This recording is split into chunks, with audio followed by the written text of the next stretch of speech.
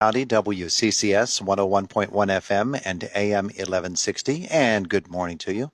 Conversation with Dr. John Myers, brought to you by Marcus and Mack, a law firm representing injured people. And let's say good morning to him. It's not like he's absolutely new to the area. Actually born here in Indiana, huh? Yes, I was. And for many, many years lived here. Up until about 1984. Wow. Wow.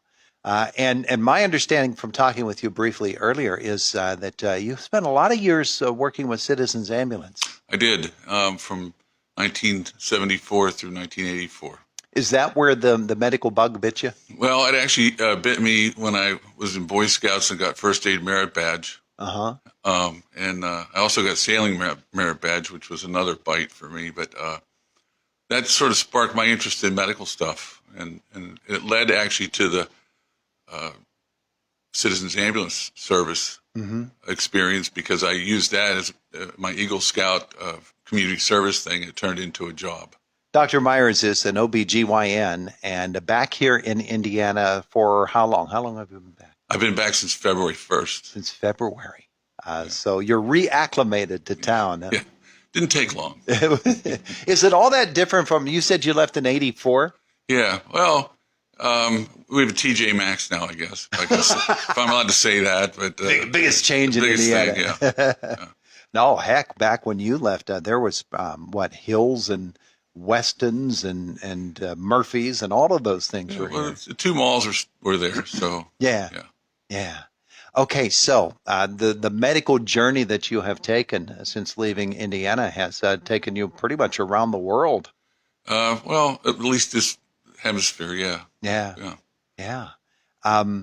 Let's talk a little bit about your practice, where it is that you are, or who it is that you're with, and what it is to be an OB-GYN in the year 2022. It's a different practice, isn't it, than when you first started? It is different. Probably the most different thing now is the latest COVID stuff. It just changed the way we practice and the way we had to do things. And thankfully, that's changing now for the better. Yeah. But no, but I'm with the Indiana Physician Group, OB-GYN practice. We're located in the medical office building next to the hospital. And it's OB-GYN is generally taking care of women through all stages of their life, from their reproductive years through menopause. And it's a great job. I wouldn't trade it for anything. Women's health care in 2022.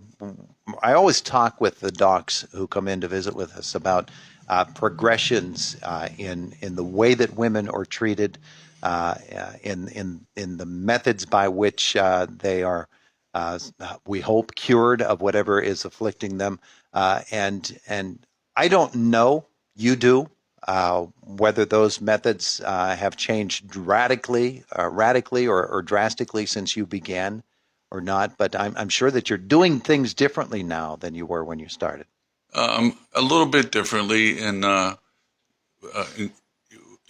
we changed the way we do Pap tests and how often we do them. We used to start doing them on younger women as early as 15 if they came into the office for health care, and we found out that we don't really need to do that until they're 21, except in certain circumstances. And then as people get older and have had normal Pap tests, they don't need them quite as often. They still should come in for an annual exam. Unfortunately, a lot of women think of their Pap test as their annual GYN exam. And so they still need to come in and get checked out and have a mammogram and healthcare update and maintenance, but they don't always need a Pap test at that visit. Sure. Okay, so let's take, we'll pick out typical women and we'll do it by age ranges. A woman in her 20s, what are the things that she should be looking for? What are the signs that she should be noticing about her health and that might indicate it's time for me to see my OB-GYN? Probably some of the most common things are irregular menstrual periods or trouble with that.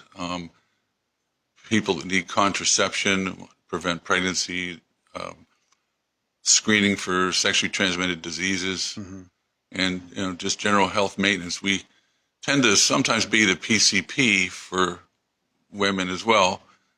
Some have their own family practice docs, but oftentimes we end up doing some of that primary care stuff as well.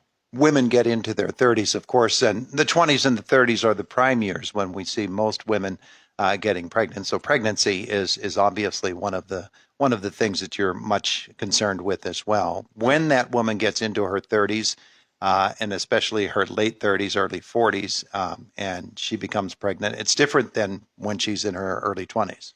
Yeah, well, pregnancy after age 35, although most of the time everything turns out all right, there are increases in risks with hypertension primarily, and other genetic disorders that may occur as a result of being a little older when you get pregnant. Mm-hmm. More at risk for things like preeclampsia. So we just watch those people a lot closer and start testing them and the babies prior to their due date and making sure everything's going okay. Dr. John Myers is our guest. He's OB-GYN, and he's with the IRMC Physician Group, an Indiana native, back now in Indiana after having left the area for a while, and good to have you back with us. When we get to a woman in her 50s and her 60s, menopausal and postmenopausal women, the health issues change, don't they? They do. And part of the problem was that we have better health care now and everybody lives longer. And so if you go back 150 years, the average lifespan of a woman was about 50. And the average age of menopause was 51.4 years. Fast forward to today, average lifespan is about 90 for a woman, and menopause is still 51.4. So their ovaries stop producing estrogen and progesterone around 50, 51, and that has a whole different list of symptoms and trouble with that. So. Sure. But women who get to the 50, 60 age bracket and 70 and beyond, it's not as if they say to themselves, well, I can't get pregnant anymore. I don't need the OB-GYN anymore. Well, they actually still do, and there's a lot of changes that go on. One of the most important things is estrogen is very important for maintaining bone health. And it's without estrogen, women start to lose bone mass. And as they age, they are at more risk for things like hip fracture, which is a devastating injury, and can be even a life-ending problem for some women. And so things like hormone replacement therapy can be used. There's other medications we can prescribe to help with calcium deposition into the bone. And there's other troubles too, hot flashes, night sweats, and things like that are disruptive to their sleep patterns and consequently disruptive to their day-to-day life because of being tired when they wake up in the morning. Sure. They can benefit from hormone replacement therapy as well. Osteoporosis becomes an issue. That's right. Well. Right. That was the point about the hip fractures and so forth, the bone loss and yeah. Yeah. And people might not think that an OB-GYN doctor would be concerned about that, but obviously you are. Well, yeah, absolutely. And I think we're a little more less concerned about using hormone replacement therapy. A lot of doctors are hesitant to use that because of the supposed incidence or increase in incidence of breast cancer, which it really doesn't cause cancer, but used properly and for the right amount of time, it's a very low risk. You did mention, however, mammograms, and that is an issue that you're quite concerned with as well. Correct. And we talk about this in October when it's Breast Cancer Awareness Month, but it's always worth a reminder that IRMC does offer 3D mammograms. They do. In a couple of different locations, right. And women should be scheduling those. Beginning at what age? Well, technically we start around age 40, and then people with high risk and family risk and genetic reasons for breast cancer start at an earlier age. We do have a great mammography department. Dr. Clark is a specialist in mammograms and breast cancer studies, and so I think we're good to have her here in our community too. So. Yeah. Dr. Clark is a pretty amazing guy.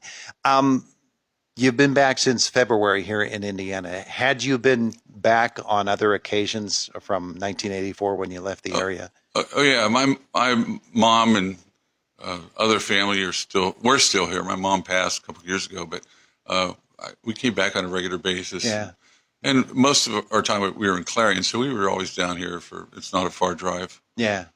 For holidays and so forth. Yeah. But since you've been back, I'm sure that every once in a while you run into some old acquaintances that you haven't been in contact with for a while, and just from the proximity of being here. Right. No, I still have a large number of friends and family around here, and we get together on a regular basis. Yeah. Wonderful. Dr. John Myers, OB-GYN with the IRMC Physician Group with us today. So if somebody is listening this morning and saying to themselves, well, you know what, I haven't been keeping up with my health issues, with my OB-GYN, it's time for me to get started again. What should they do to get set up with you? Call the office number, the IPG scheduling center, and they can set up an appointment pretty easily. Fix you up. Mm-hmm. Fix you up. Beautiful. Well, it's good to meet you. It's good to have you back in the area as well and practicing medicine here in Indiana. Thanks. It's great to be back. I couldn't be more pleased. So. It is the voice of Indiana County, WCCS 101.1 FM and AM 1160.